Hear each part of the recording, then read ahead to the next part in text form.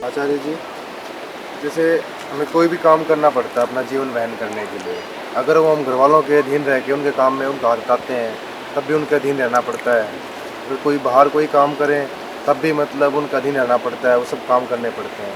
तो अगर हम स्वतंत्र हैं तो क्या कर्म या कौन सा काम स्टार्ट करें जिससे मतलब हम परमात्मा तक राम तक? किसी भी तरह की कोई भी अधीनता स्वीकार करने में कोई बुराई नहीं है। प्रकृति के तल पर, देह के तल पर आदमी को स्वतंत्रता जैसी कोई चीज उपलब्ध हो ही नहीं सकती। समझ रहे हो? जीव हो तुम, जीव के लिए स्वतंत्रता का क्या मतलब है? तुम तो प्रतिपल वातावरण पे निर्भर हो, सांस लेने के लिए भी। तो तुम आत्मनिर्भर कहाँ से हो गए? तुम अपना खाना खुद पैदा करते हो क्या? तुम तो अपना भोजन भी दूसरों से बाहर से लेते हो। तो स्वतंत्रता ऐसी क्या बात है? तो पहली बात तो ये कि छोटी छोटी बातों में स्वतंत्रता और आत्मनिर्भरता की कसौटी नहीं लगानी चाहिए। मनुष्य पैदा हुए हो, जब तक कोई तुम्हारे राम के आड़े न आ रहा हो तब तक उसकी सुन लो, उसकी मान लो, कोई नुकसान नहीं हो गया। घर वालों के साथ हो, घर वाले जो भी कहते हैं उसको सुन लेने में कोई हर्जा नहीं है, तब तक जब तक घर वाले राम के आड़े ना आ रहे हो। जब तक राम के आड़े नहीं आ रहे तब तक वो जो कहें करते चलो, और जब वो राम के आड़े आने लगे तब एक मत सुनना। बिना बात की क्रांति मत करो, व्यर्थ का विद्रोह तुम्हारी ऊर्जा का ही क्षय करेगा। हाँ, फाइनेंशियली आत्मनिर्भर बनने के लिए क्या काम कर सकते हैं जिससे मतलब राम के? अब ये मैं क्या बताऊं, अर्थव्यवस्था में कई तरीके के काम हैं। मैं कह रहा हूं काम कोई भी पकड़ लो, उसमें तुम दूसरों पर या तो निर्भर रहोगे या कम से कम दूसरों के सहयोग के प्रार्थी रहोगे। दुनिया में कोई ऐसा काम नहीं है जिसमें दूसरे उपस्थित ना होते हो, और जब दूसरे हैं तो दूसरों पर कुछ हद तक निर्भरता भी है।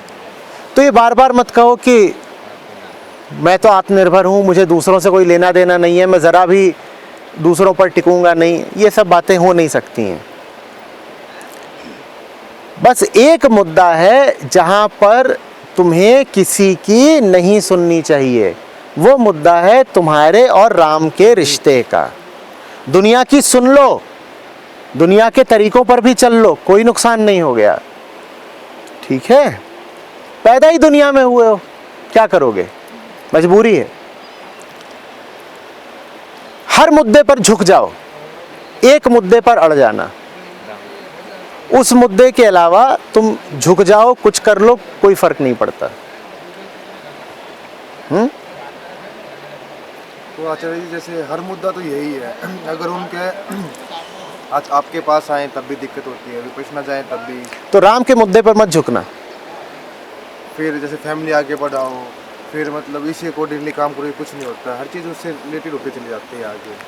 कितना झुक? मेरी सलाह साफ है, जो भी मुद्दा उससे संबंधित है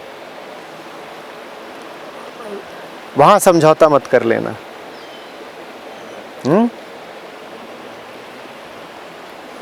कोई तुमसे कहे कि जाओ, अभी बड़ी दुकान पर बैठते थे अब छोटी दुकान पर बैठ लो, कोई नुकसान नहीं हो गया, चले जाना। कोई कहे इस कमरे में सोते हो, उस कमरे में सोने चले जाओ, ठीक। जाओ 2 दिन फलाने शहर रह के आओ, ठीक, कोई बात नहीं। लेकिन जिन बातों का संबंध तुम्हारी हार्दिक मुक्ति से हो उन पर समझौता मत करना। बाकी हर चीज सुन लेना। छोटी बातों पर मत लड़ जाना, छोटी बातों पर अहंकार लड़ता है। समझ में आ रही है बात? प्रेमी वो, ज्ञानी वो जो छोटी बातों की अवहेलना करता है और बस एक बड़ी बात है जिस पर अड़ जाता है, लड़ जाता है।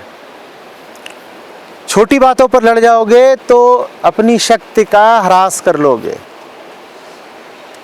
छोटी बातों पर लड़ जाओगे तो छोटी छोटी बातों पर ही ऊर्जा नष्ट कर डालोगे। बड़े संग्राम के लिए ऊर्जा बचेगी ही नहीं। तो दुनिया की कही हर छोटी चीज मान लो, कोई बात नहीं।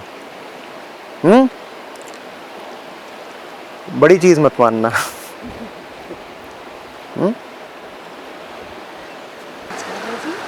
ये संसार को और उसके मुद्दों को झेलने की क्षमता व्यक्ति से व्यक्ति अलग भी तो होती है। अब मेरे बड़े भाई अपने परिवार और बच्चों के साथ भी मुक्ति के मार्ग पर बहुत आगे जा रहे हैं।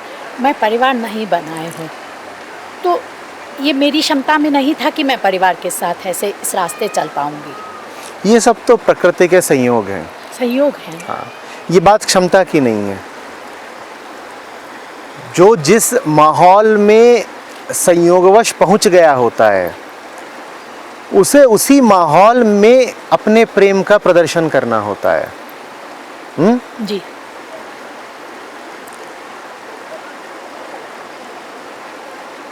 जो जंगल में रह रहा है वो जंगल में रहने के अनुसार अपने प्रेम का प्रदर्शन करेगा। जी। जो शहर वाला है वो शहर के अनुसार करेगा। जिसने आंख खोली और अपने आप को गृहस्थी में पाया, जी। वो तो अब गृहस्थी के अनुसार ही उस मार्ग में आगे बढ़ेगा। और जो संयोगवश गृहस्थी में नहीं आया, जी जी, वो अब अपने एकांत के साथ अपने प्रेम का प्रदर्शन करेगा। तो इसमें कोई छोटे बड़े की बात नहीं है। जो जहाँ है उसको वहीं से आगे बढ़ना है, और जो जहाँ है वो प्राकृतिक संयोगवश ही है। जी जी। आचार्य जी, अगर हमें लगे किसी के साथ से हम परमात्मा तक पहुंच सकते हैं या उसके साथ से हमें मदद मिलती है, अगर वो साथ मतलब अगर समाज के या इस प्रकृति के अपोजिट हो, तो हमें उसके साथ की अपेक्षा करनी चाहिए या नहीं करनी चाहिए? देखो, अभी कहा था ना, राम के मुद्दों पर कोई समझौता नहीं करना, सारे विरोध बर्दाश्त कर लेना। अगर तुम्हें वाकई लगता है कि किसी की संगत से राम के करीब पहुंचते हो, तो तुम उसकी संगत को राम की संगत ही जानो। फिर जैसे आदमी राम को नहीं छोड़ता, वैसे ही राम के दूत को भी मत छोड़ो।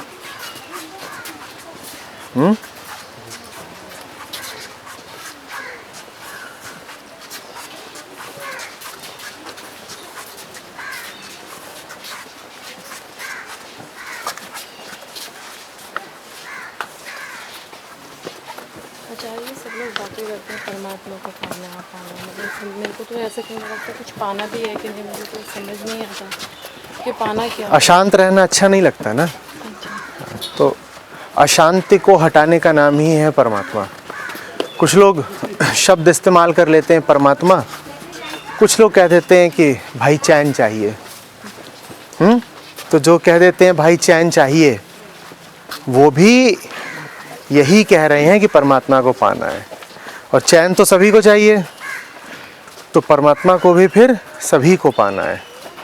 ऐसा नहीं है कि दुनिया में दो कोटियां हैं लोगों की, कि एक होते हैं आध्यात्मिक मनुष्य और एक होते हैं सांसारिक मनुष्य। ये दो कोटियां करना व्यर्थ है। सब आध्यात्मिक ही होते हैं, क्योंकि चैन सबको चाहिए।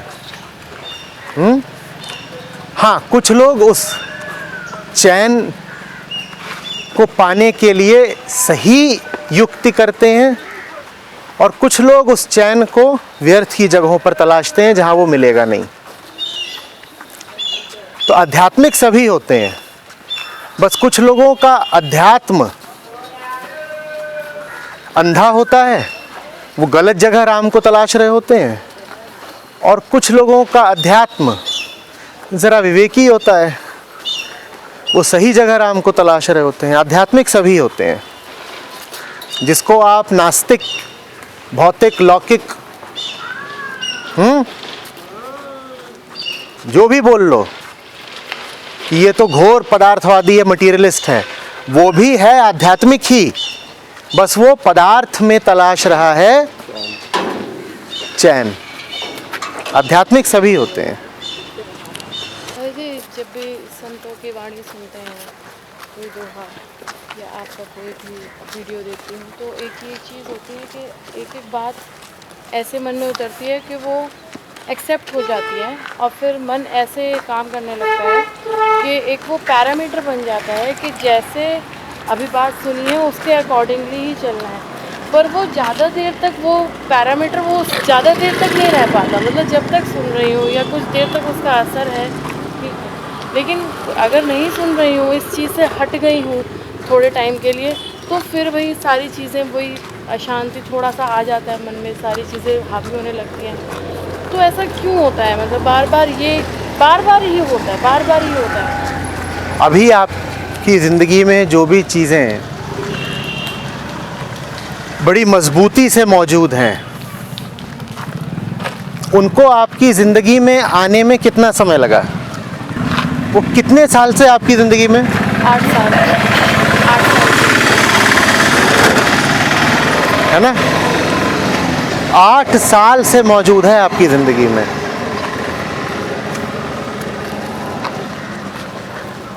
तब जाके ना अब वो आपकी ज़िंदगी का बड़ा अविभाज्य हिस्सा बन गया है, या एक पल में आ गया था, अभी पिछले ही पल आया है क्या वो जीवन में? तो जीवन में अभी जो आदतें मौजूद हैं, जीवन में अभी जो रिश्ते मौजूद हैं, उनको भी आपने बहुत समय ले लेकर बनाया है ना, बहुत समय ले लेकर बनाया है ना। बंधन बनाने के लिए तो आपने समय का खूब निवेश किया, और तब आपने कभी नहीं कहा कि ये बंधन जल्दी से क्यों नहीं आ जाते। पूरा जीवन लगाया बड़े धैर्य के साथ बंधनों को पोषण देने में, और तब बिल्कुल शिकायत नहीं की कि बंधन इतना समय क्यों लेते हैं। बालक को भी माता बड़े धैर्य से 9 महीने तो रखती है ना पेट में। तो जिनको हम कहते हैं कि हमारी आदतें हैं या वृत्तियां हैं या मोह के, ममता के हमारे तार हैं, वो भी यकायक नहीं बन गए, वो भी खूब समय लेकर के, खूब अभ्यास लेकर के बने हैं ना। हाँ, मुक्ति में आप समय नहीं देना चाहती, मुक्ति आपको तत्काल चाहिए। बंधनों को तो खूब समय दिया और तब बिल्कुल शिकायत नहीं करी, और जब मुक्ति की बात आती है तो कहती हैं कि आचार्य जी आपके पास रहते हैं, फिर वापस जाते हैं तो असर कुछ समय में क्षीण हो जाता है। अरे कुछ समय में तो क्षीण होगा ही, क्यों नहीं क्षीण होगा?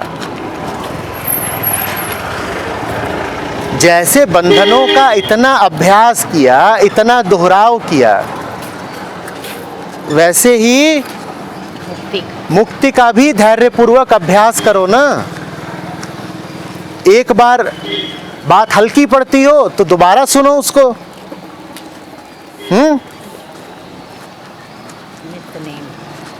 नाम ही है नित्य नेम। ग्रंथ और क्या करते हैं? एक ही बात को बार बार दोहराते हैं। ग्रंथों में क्या नई नई बातें निकलती रहती हैं, जादू कहानियां हैं कि पहले पीली राजकुमारी आई, फिर उड़न खटोला आया, फिर हरा राजकुमार आया। ऐसा तो होता नहीं। अगर ध्यान से देखोगे ग्रंथों को तो समझ में आ जाएगा कि बात एक ही है। कभी ऐसे बताते हैं, कभी वैसे बताते हैं, कभी इस कथा से, कभी उस कथा से। वो ऐसा काहे को करते हैं? ताकि नित्यता बनी रहे, दोहराव बना रहे। क्योंकि संसार भी तुम पर हावी हुआ है अपने आप को दोहरा दोहरा के ही। संसार कैसे हावी हुआ है? अपने आप को दोहरा के भी। संसार में भी कुछ नया नहीं है, पुरानी ही चीजें हैं, लेकिन वो पुरानी चीजें तुम्हारे सामने बार बार आती हैं। और पुरानी भी चीज तुम्हारे सामने अगर बार बार आए तो तुम्हें उसकी आदत पड़ जाएगी। रोज सुबह होती है, रोज सांझ होती है, नया क्या है? हाँ, लेकिन दुनिया एक मामले में बड़ी तेज है, वो तुम्हारा पीछा नहीं छोड़ती, वो हार नहीं मानती, वो बार बार तुम्हारे सामने आती है, तुम्हें अभ्यास करवाती है अपना। तो जैसे दुनिया बार बार तुम्हें अपना अभ्यास करवाती है, वैसे ही तुम बार बार मुक्ति का भी अभ्यास करो और धैर्य रखो। जल्दी से मांग मत करो कि तत्काल मुक्ति मिल जाए। अभी तुम में से ही किसी ने लिखा था ना कि आचार्य जी बोल रहे थे एक दिन की तत्काल तो ट्रेन का टिकट नहीं मिलता, मुक्ति कहाँ से मिल जाएगी? 12 से रात को 12 से 3 ऐसा लगता है कि डर लगता है कि कोई देख रहा है। तो शायद उस टाइम पे थोड़ा सा कॉन्शियस सोचता हूँ तो कई बार लगता है कि मैं खुद ही से डर रहा हूँ, जो मेरे कृत्य हैं या जो मेरी सोच है। तो ये असली में वही डर है या कोई अलग डर? जिस टाइम मेरा तो अकेला होता है तभी लगता है।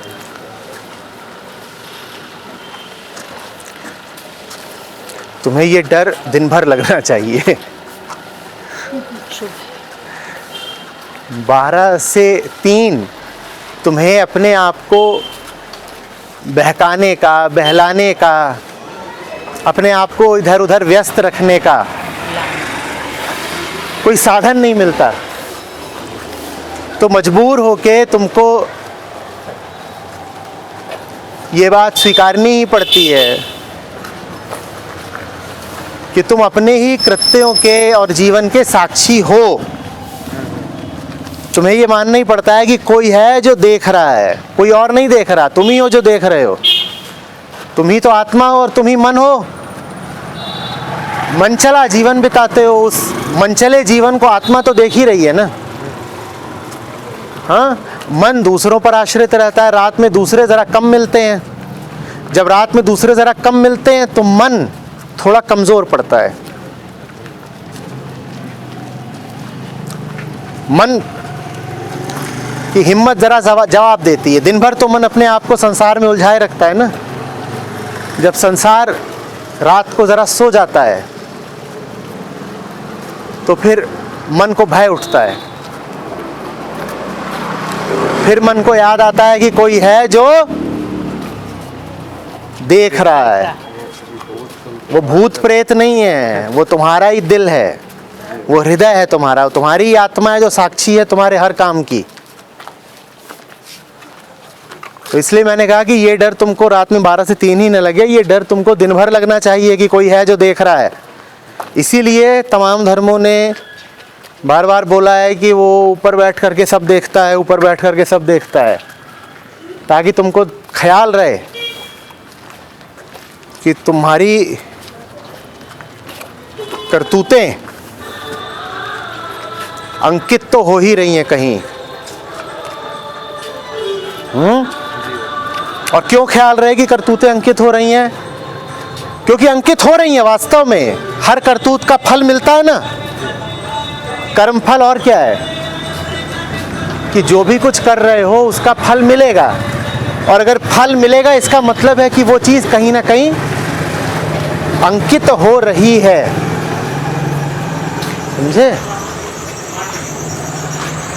तो दिन भर ये याद रखो कि जो भी कुछ कर रहे हो वो मिट नहीं गया। जो भी कुछ कर रहे हो वो कहीं दर्ज हो रहा है। और अगर कहीं दर्ज हो रहा है तो घूम कर लौट कर आएगा तुम्हारे पास फिर से। मन और आत्मा का यही रिश्ता होता है। उसे आत्मा का वरद हस्त नहीं चाहिए, उसे आत्मा की कुर्सी चाहिए। मन बच्चा आत्मा का ही है, पर वो ये नहीं कहता कि आत्मा मेरे सर पे अपना हाथ रख दे। उसे आत्मा का वरदहस्त वरद हस्त नहीं चाहिए, उसे आत्मा की कुर्सी चाहिए। पोजीशन।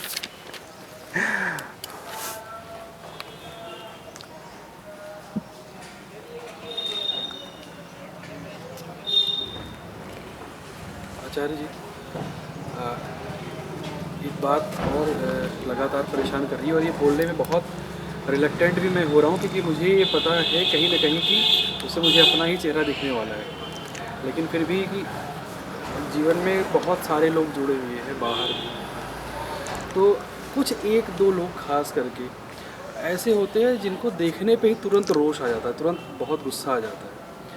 और मुझे पता है, लगता रहता है कि गुस्सा इसीलिए आता है क्योंकि वो मेरी कमियों को छिड़काते हैं मुझे दिखा के। और क्योंकि मैं कई बार ऐसा होता है कि उनको या तो डांटता हूँ या सुधारने की कोशिश करता हूँ, लेकिन उसमें वो पलट के मेरे ऊपर आता है और मुझे पता है कि वो मेरी गलती होती है, इसलिए, और वो असर भी नहीं करने वाला उन पे, और वो वैसे ही है। लेकिन वो जो चिढ़काने का भाव होता है वो मुझे अंदर से बहुत खीज पैदा करता है। ऐसे लोगों का शुक्रिया अदा करो, वो तुम्हें बताते हैं कि तुम्हारी यात्रा अभी बहुत बाकी है।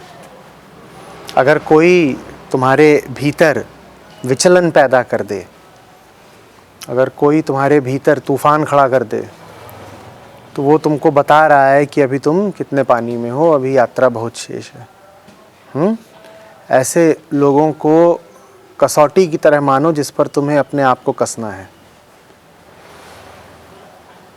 वो लोग जो तुम्हें परेशान करते थे, उनके सामने जिस दिन परेशान होना छोड़ दो, उस दिन समझ लेना कि कुछ मिला।